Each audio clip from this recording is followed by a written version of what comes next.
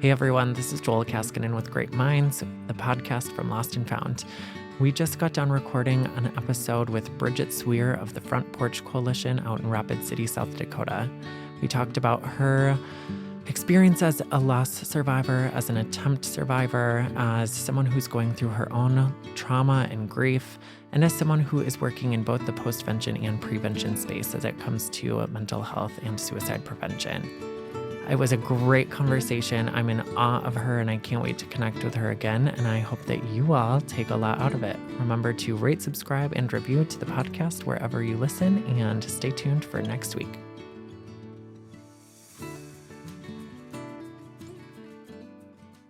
Welcome back, everyone, to Great Minds, the podcast from Lost&Found. This is Joel Kaskinen, your host, and I am here with Bridget Swier.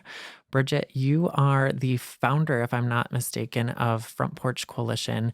I'm going to allow you to share some more about who you are and what that is, and just introduce yourself to our listeners today. But I just wanted to say thanks again for joining us and welcome to Great Minds. Thanks so much for having me. Actually, I'm not the founder. I'm the director of communications and outreach for the organization. I have been with the Front Porch Coalition for a little over 3 years, and I myself am a attempt survivor, as well as my oldest son is, and I have lost some family members to suicide. Wow. Thank you so much for sharing. And we are so glad that you're here. And I apologize for getting your title wrong. That's okay. Well, thank you so much. Let's just kick things off with sharing a little bit more about what Front Porch is and what they do. And then we'll kind of get into a little bit more of your story. And then we'll kind of bridge the gap and talk a little bit about systems and the landscape of mental health.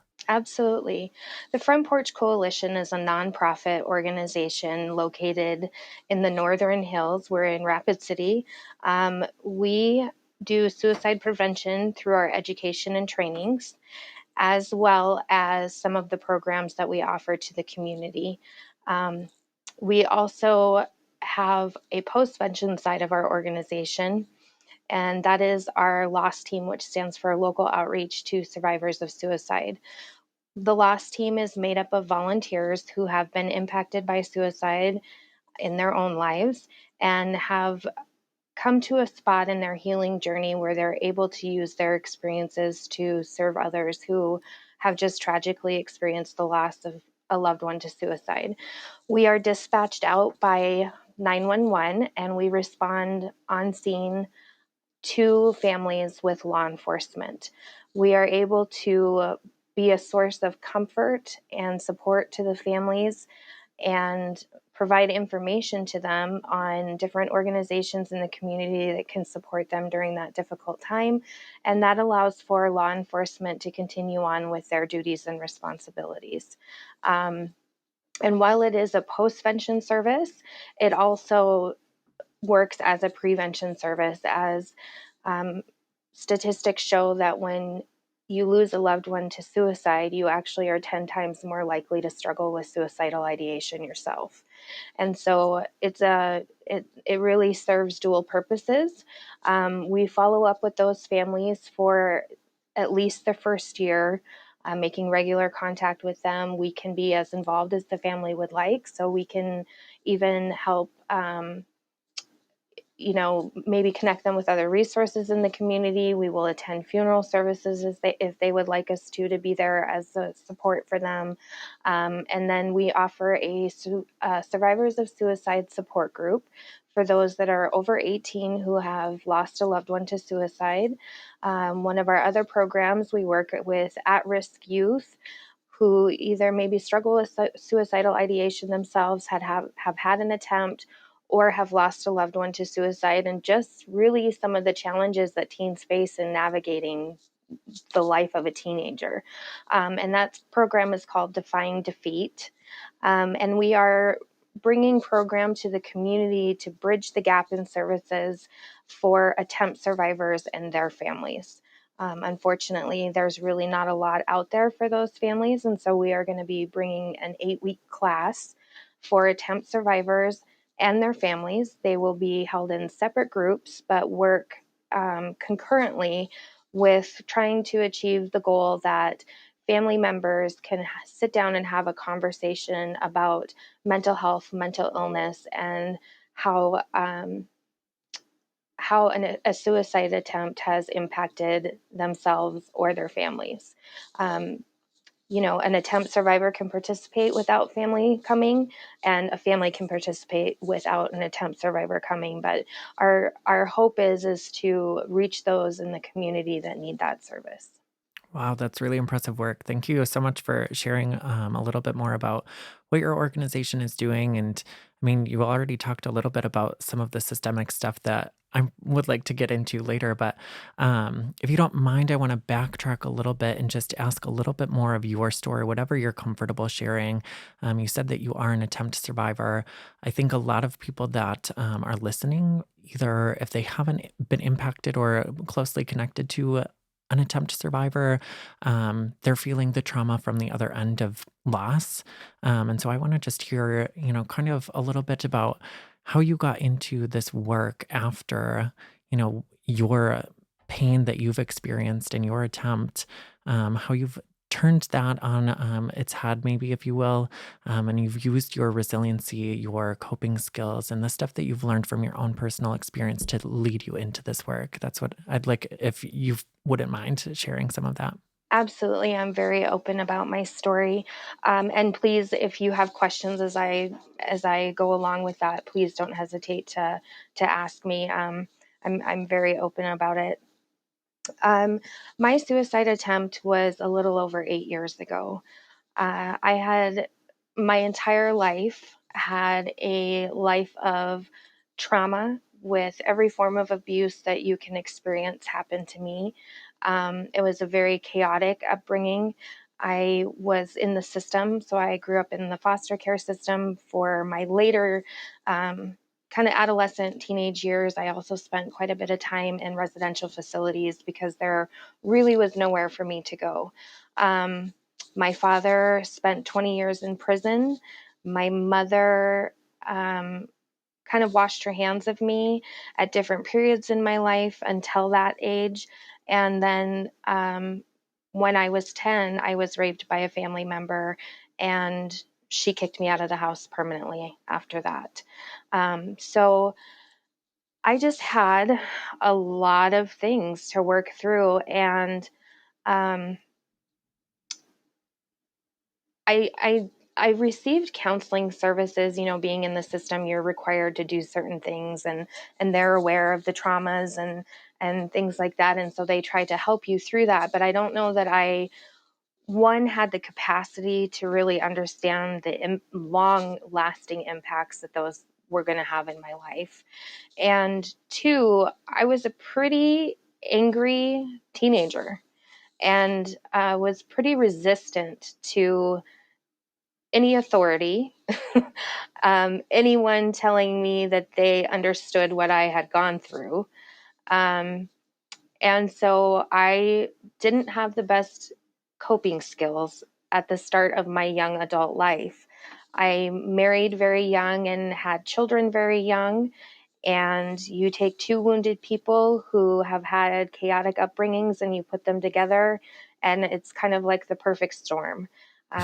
We were married for 17 years, but it was a lot of heartbreak in there.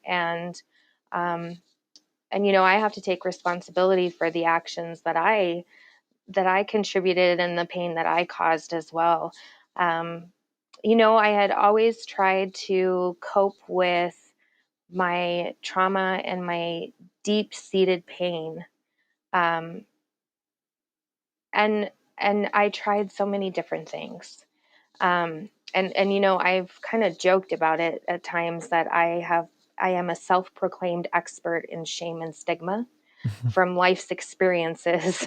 um, I carried a lot of shame with me over things that were completely out of my control. Um, but the messages that it instilled in me and resonated with me. And then those self-talk conversations about being worthless, unlovable, abandoned, rejected. Why am I not good enough? Those were those were things that were much deeper that I was running away from. And so over the course of a long period of time, I tried to cope by using drugs. I tried to cope by excessive drinking. I had extramarital relationships and was trying to find reassurance and what I thought was love in those situations. I tried, having this facade of a perfect mom. I tried education. I tried working like crazy. And those things, they're coping skills, right? So they serve a purpose for a time and help to either numb some of the pain, distract me from the pain, or help me run from it completely. However, over time, those kind of coping skills quit being effective. And actually, they caused more harm in my life. And it was self-inflicted pain and trauma that I was then dealing with. And then seeing those around me hurt because of my actions. And so, I think I just had a breaking point where I was exhausted. I was desperate. I was hopeless. And I could not pick myself back up. And, from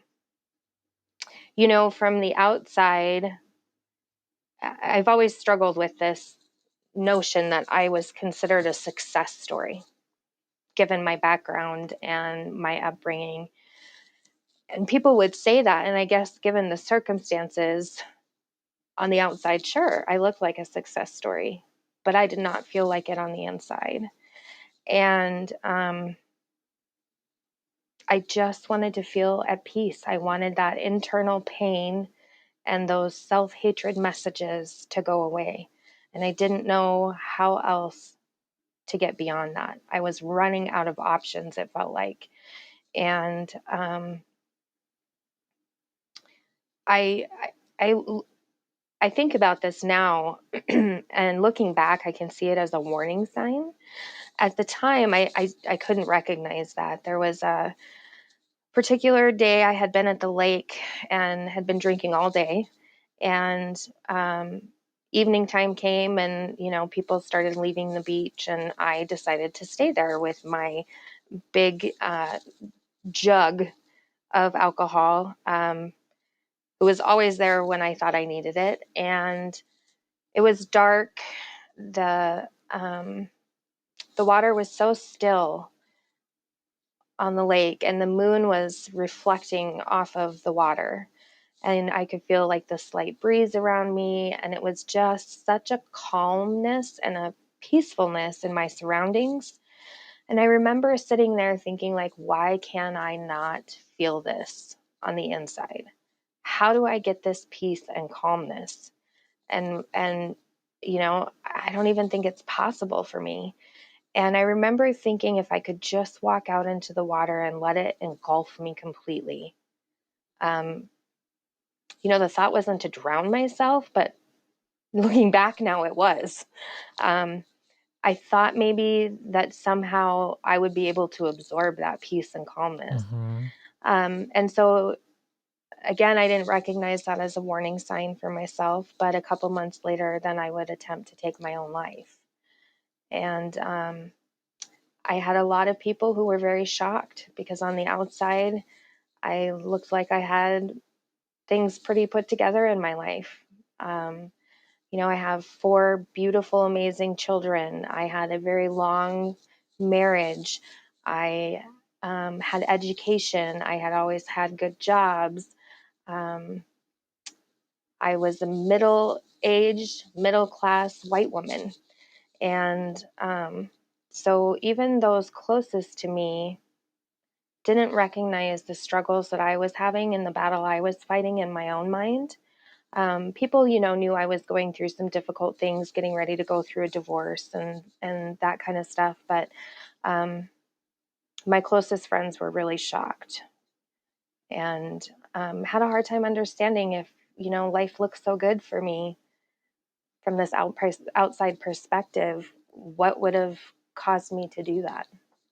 That's a lot to take in, but thanks again for sharing and for being vulnerable. I really appreciate it. I know that some of this is hard to hear and hard to say and brings up probably a lot for you, but I'm so grateful that you are here with us still today and that you're doing good work and that you are willing to share and be brave and, take that step of saying, it's time to make a change and I'm doing this for myself and I'm going to figure out what it is that works for me and I'm going to share so other people don't feel this hurt. I resonate with a lot of your story. I don't have, a lot of the same experiences, but I do have many of the same experiences.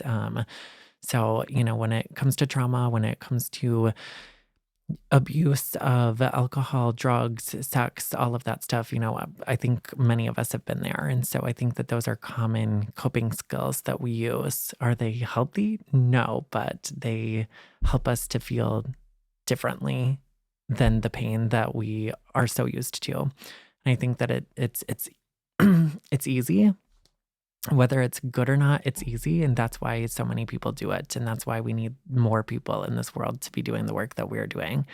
So yeah, thank you for sharing that. And I just want to kind of redirect us back into those coping skills because, we were talking about at the very beginning how my goal with the podcast is to bring people who are doing good work and people who have amazing stories together with the systems that we have in our world in order for us to enact change. And so, those coping skills are a first place to start when it comes to systems. We're not taught these coping skills very often.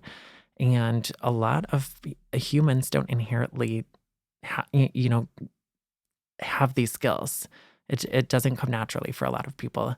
So how did you learn these coping skills that were healthier? And when was that like that point for you you were like, I can't continue using drugs, alcohol, extramarital affairs, etc. What was that switch for you?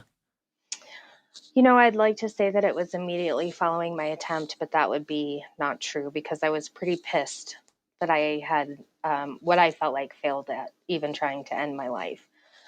However, I don't think it was too terribly long, excuse me, after that I realized that if I really didn't want to feel that way anymore and I didn't want to die and I didn't want to just survive life anymore, that I needed to do something different. And I, I needed to put as much, if not more, effort into learning different coping skills that were going to be productive and healthy for me and not cause more pain and trauma. And I didn't always like it. It was extremely uncomfortable and it was really hard. And that meant that I had to come to a place of acceptance that I have a diagnosable mental illness. I suffer from severe depression, PTSD, and anxiety. And, if you break your arm, you go to the doctor. You do whatever they suggest that you do. But when it comes to mental health, first of all, saying like, I think something's off here, it's uncomfortable. And there is still stigma attached to that. So I had to, really be willing to do anything that it took to save my life. And for me, that meant talking to a psychiatrist about medication to help my brain be able to function in a way that I could think clearly and decipher like logical thinking and not let emotions override my decisions. It also meant lots and lots and lots of therapy. And in fact, 8 years later, I still see a counselor on a weekly basis. Um, and there were maybe some non-traditional methods that I tried. I learned to appreciate massage as relaxation and self-care, where before, the idea of anybody touching me that I didn't know was out of the question. I really had struggled with any sort of spirituality or faith prior to my attempt, because my belief was, if there's this all-being person, how can so much bad stuff happen in my life and to other people? And I was really angry about that. Um, and so kind of exploring my own spiritual beliefs and coming to a place where I felt comfortable with that. Um, and, it's a journey. It is a journey. And I constantly have to check in with myself and see what my needs are. Self-care is super, super important.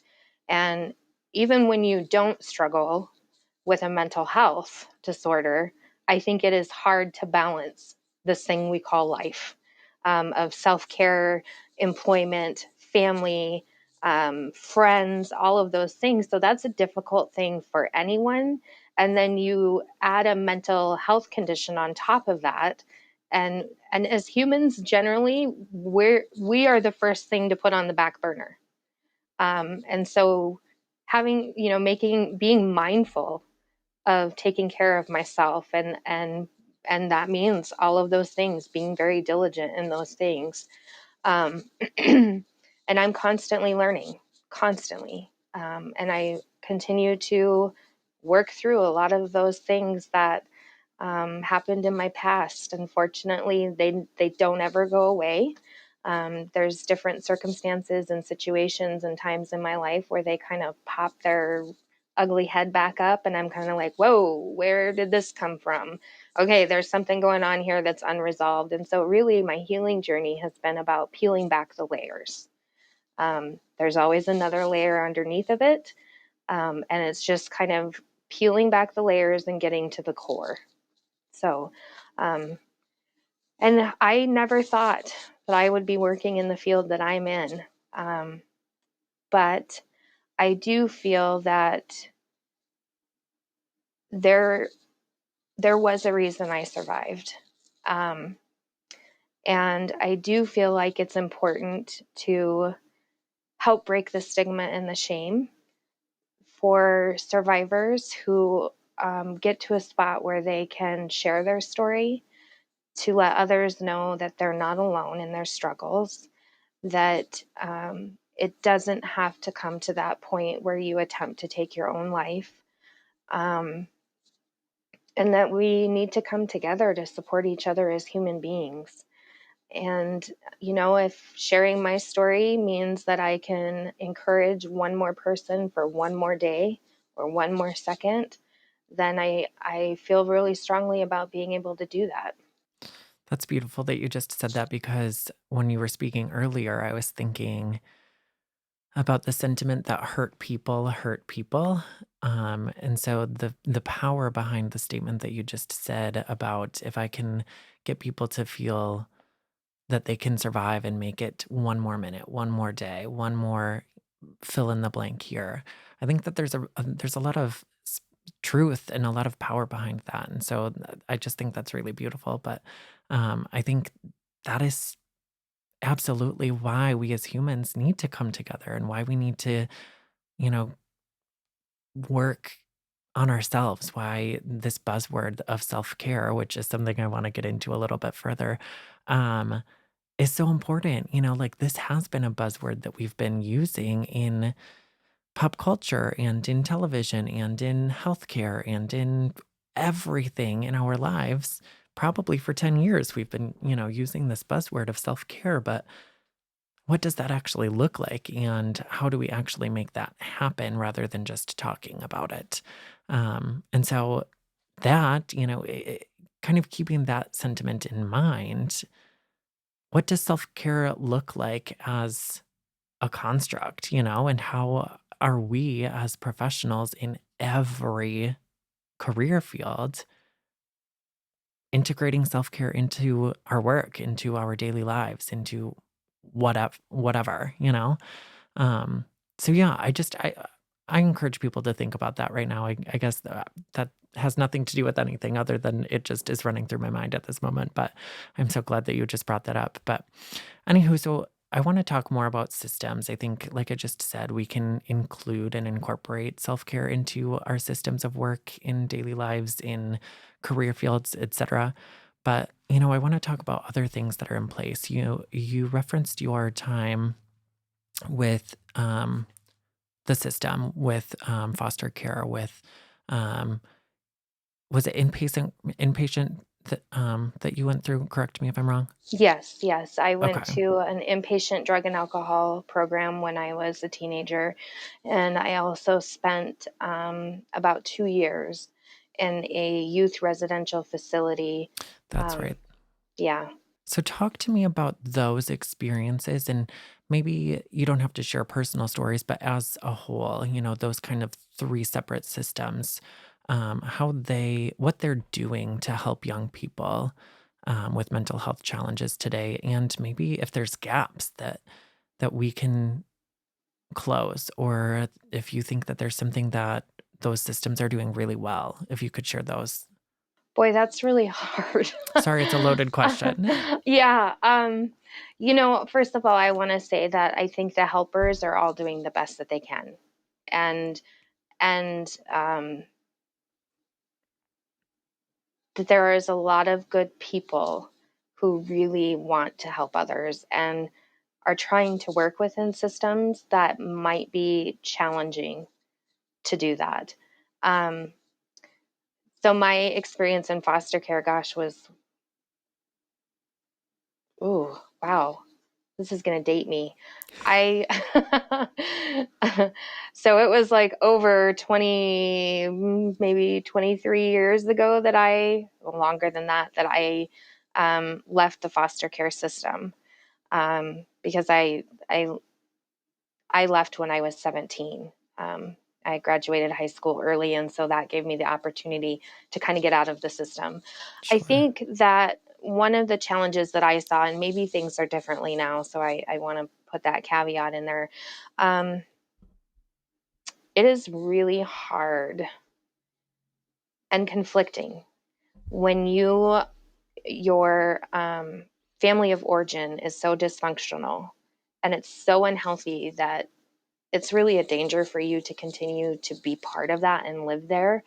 Um, so, like, you might be able to logically understand that, but the emotional side of being separated from your family of origin is really difficult.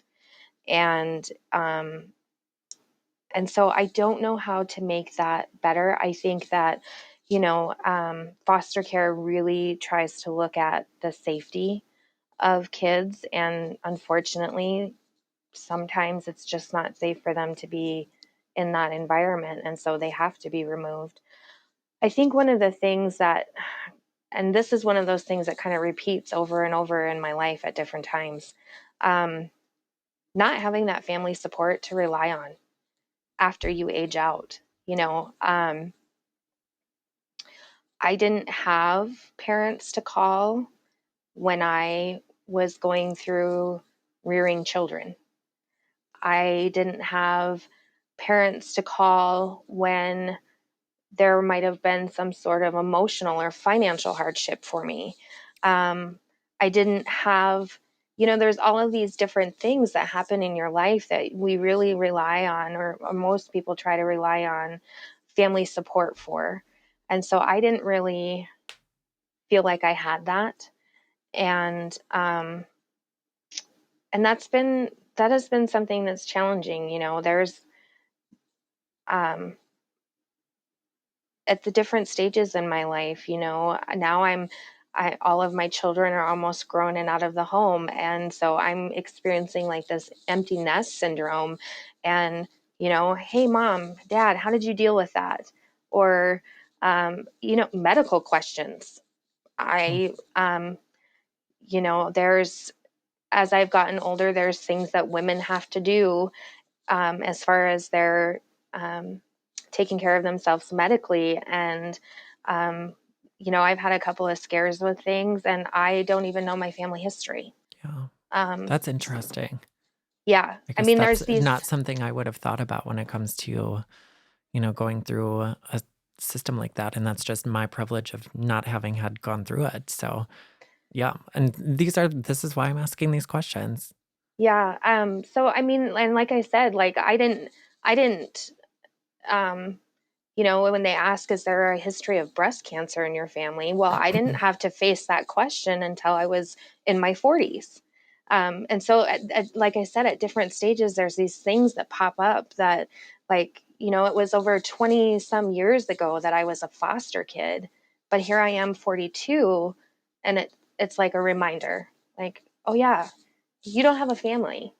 Um, so, I think that there's ways, I hope that there's ways that has changed and shifted, and that there's better support networks for longevity of life, really, that some connections can be made um, between kids that are removed from their families and their foster homes, and the foster parents. And I think, maybe letting foster parents know that it's great that you can provide stability and all of those things for this person. Um, are you able and willing to do that as a lifelong commitment? And I don't even know that that's possible to, I think there are some families, absolutely, they would do that naturally. um, and that's a heavy question. um, Yeah. so um, and just, the residential facilities, again, there's a different type of atmosphere in a residential facility. It feels very clinical, and I wouldn't say warm. There can be great people that work within that can really make a difference and impact your life. Um, but it's treatment, you know. Sure. And so, um, and I think about that. Like, I lived for 1 and 2 years in some of my very formative years, and and it really wasn't anybody's fault. There was just nowhere for me to go. Um, there's probably a shortage of foster homes, and then to have an angry teenager and say, "Hey, would you like to invite this into your home? She's really a handful." um, I think that would probably have been a challenge. And so, but there's a different atmosphere. And really, I feel like sometimes in some of these systems, we look at the surface, right? The surface of safety and security, and the physical well-being. But are we really examining the trauma that got us there in the first place? And then the trauma in trying to intervene and help, that comes from that, and all of those impacts emotionally, and how they affect someone's psyche and their self-worth and their self conversations, and what messages are they receiving out of that. Yeah. And so, I don't know necessarily, I don't have the answers, but I think those are important questions to ponder um, when we're looking at how to most effectively serve people in difficult situations. Yeah. You've brought up so many great points, and I mean, you know way more about this sort of stuff than I do. So I'm like reeling for questions, and I have so many things that are now going through my head that we're going to have to get another virtual date on the book so that way we can talk through a lot of this stuff because we just don't have time on the podcast to do so. But Hmm. yeah, I'm blown away at your story. I'm blown away at the work that you're doing, and I'm just in awe. I'm in complete awe of you. But for sake of time here, I do want to ask a couple of more questions for you. Hmm. One being, you are located in Rapid City, which is, a small city in the state of South Dakota. Have you lived there your whole life? No, actually, I was born in Montana, and I lived there till I was about 12. But I've been here long enough to be considered someone from Rapid City, South Dakota. So, and I'm remarried. I have an amazing husband who um, is a military combat veteran and has been all Wow. over the world. And this is his home base, and he loves it here. So I'm here. That's incredible. And also, I'm sure he comes with his own stories of trauma and Hmm. and pain and loss. Yeah. So, Yeah. but yeah, anywho, I just ask that mostly because as another new person to South Dakota, you're not as new as I am, but I'm just curious about, the being in a primarily rural state, how that impacts the work that we do. I think probably more so over towards Rapid, West River. You've probably faced that a little bit more than we do East River, but I'm just curious if that plays into any of the work that you are doing. So we serve all of Pennington County, Meade County, and parts of Lawrence County. I do feel like there are, especially in the rural areas, um, definite challenges when it comes to the conversation about mental health, mental wellness, and suicide prevention, and then response to suicides.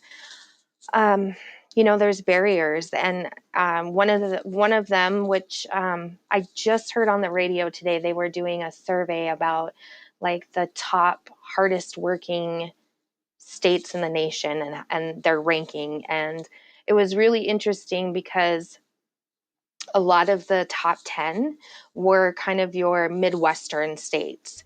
And so I do call it the Midwestern mentality. Like, we're hard workers, we're farmers, we're ranchers, Hmm. and gosh darn it, we don't talk about our feelings. We don't talk about our emotions. We pull ourselves up by our bootstraps and we get done what needs to be done. So I think that kind of that mindset, um, is a barrier at times to people that are struggling. And if you think about it, those professions and lifestyles and careers really, they're dependent on factors beyond someone's control. Their livelihood, Yeah, their absolutely. the isolation. If you're out working the fields and the crops and combining, you're working out there, away from so many other people. Um, the ability to access services, I think, becomes a challenge. And then there is the stigma and the shame that comes from, whose vehicle I saw down at the clinic the other day, and then Yeah. that gossip that happens in small towns.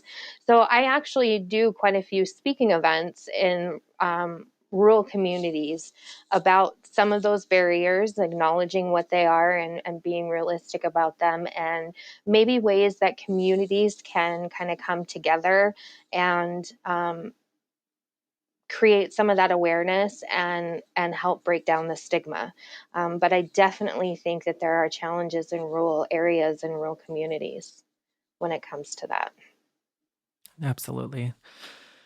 The last kind of point that I really wanted to ask about was you had mentioned this way back at the beginning of our conversation, the prevention and postvention kinds of sides of your work with Front Porch.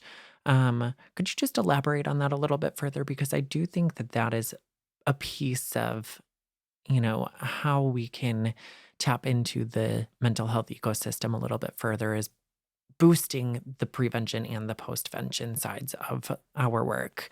I think typically we get one or the other, or we get a response to mental health, or a response to suicide, or a response to some hardship, but we don't have that prevention and that postvention working together. So, talk to me about that a little bit further. Um, I think, just like you were saying about self-care, right? There's these hype words that get tossed around and are really popular for a while, but kind of digging into what does that really look like? What does it mean? And when we're talking about prevention, you know, does it mean we need to have a response team just like we do for the loss team when there's a suicide attempt? Do we need to, you know, get in contact with those people immediately to help them navigate through what they've just gone through and their mental health? And one of the things that I think is interesting is if you're having a mental health crisis and your brain is not chemically working with you to be able to make the best decisions, we expect those people in those moments to be able to navigate a system on their own. Mm-hmm, mm-hmm, Find your own doctor, find your own mental health provider. Make sure you get to those appointments by yourself. What if we had an advocate in that situation that says, you know what, I'm gonna attend. I will go with you and sit in the waiting room while you visit with your doctor. Or, hey, let's meet in my office. Let's come up with a plan. Let's make some phone calls. Let's see if we can set some appointments for people that, you would be comfortable talking with. So why aren't we kind of walking with them through that process, and instead mm-hmm. of expecting them to just have the ability to do that? I mean, there's some people that are so depressed that they can't get out of bed and shower every day. But please do all of this for yourself. Of course, we don't want to enable, but I think we should guide and help and support. So I think that, looking at the prevention services is important, and maybe we need to get in there and get our hands dirty a little bit. I am not. My belief is not, and I know that there's some organizations that say that, zero suicide. We can prevent every suicide. I disagree with that strongly.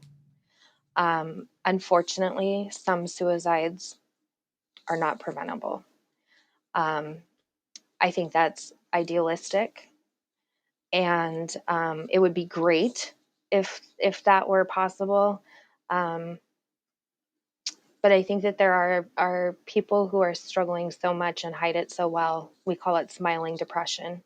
Yeah. Um, and so, and dealing with some really difficult, severe mental illness. Um, and so many things play into that, homelessness, addiction. I really think that kind of all of these helpers, us getting together and, okay, how do we address, like, you have the macro and the micro, right? And hopefully, if we're all working together to address the micro things that we each specialize in, we're going to see a macro effect. Um, but it's, I don't know. I don't have all the answers in that. I do think that postvention for attempt survivors and their families, unfortunately, in our area, there are no services. And so Right. the Front Porch Coalition, leading the conversations and being, the experts in suicide prevention in our community, we need to be the one to spearhead that. And so, organizations taking a look at how do we meet the needs of the community, and those needs are ever changing. And coming up with new things and brainstorming and implementing things. And the postvention, it's so important, the postvention that we offer, not only because of the statistic that I gave you earlier, but when we arrive right on scene to those families, we are helping in a way that um, we bring those services right to their front door. They don't have to go out and seek them. And it is said that on average, a family that has been experienced a loss to a loved one by suicide, on average, it takes them 4.5 years before they seek any sort of support services. That's a long time for families to be trying to manage and juggle and cope on their own. Yeah. So, and I do think they have to work hand in hand, the postvention and the prevention. Yeah. I'm right there with you. I completely agree. Well, I think we are short on time here. So, Bridget, wrapping us up, what is one piece of advice that you would give to someone like us who is a helper who is trying to push this message and save lives? What would just be your piece of advice to them? Take the time to listen to those that need to and want to be heard. Beautifully said. So simple and yet so powerful. Awesome. Where can people find your work? I know you do a ton of speaking. You work with us with Lost and Found. You're part of the Front Porch Coalition. Where can people connect with you if they wanted to connect? You can certainly email me at bswier@frontporchcoalition.org. You can contact the Front Porch Coalition through our Facebook page or our website, or call our offices at 605-348-6692. Awesome. Thank you so much for being with us, Bridget. I so appreciate it. We'll have to reconnect again soon because like I said, you just have an amazing story and you're doing amazing work. Thank you so much, Joel. I appreciate you. Yeah, absolutely. And you. Thanks so much for listening. If you'd like to learn more about Lost and Found and what I'm doing for work, you can go to resilienttoday.org and make sure that you rate, review, and subscribe to this podcast wherever podcasts are found.